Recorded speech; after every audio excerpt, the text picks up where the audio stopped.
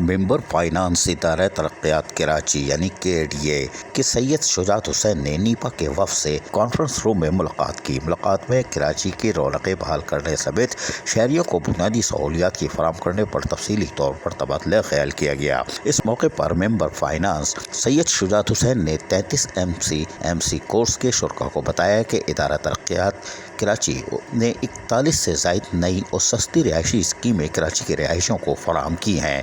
ادارہ ترقیات کراچی یعنی KDA ماضی میں کراچی کی تعمیر و ترقی میں مرکزی کردار ادا کرتا آیا ہے۔ ادارے کے مثبت اقدامات کا اعتراف ہر سطح پر تسلیم کیا گیا ہے۔ نیپا کے وفد کے سربراہ عائشہ ابڑو نے ادارہ ترقیات کراچی کے اقدامات کو سراہتے ہوئے کہا کہ ادارہ ماضی کی روایت کو قائم رکھے گا۔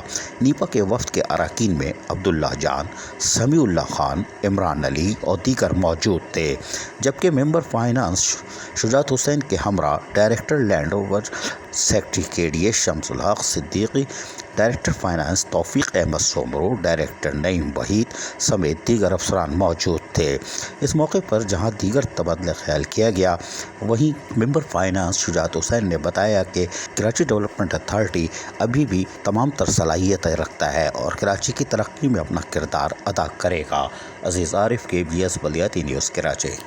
ایسی ہی خوبصورت ویڈیوز فیوچر میں حاصل کرنے کے لیے ریڈ بٹن پر کلک کر کے اور بیل آئیکن کو پریس کر کے ہم سب کے سبسکرائبر بننا مت بھولیے۔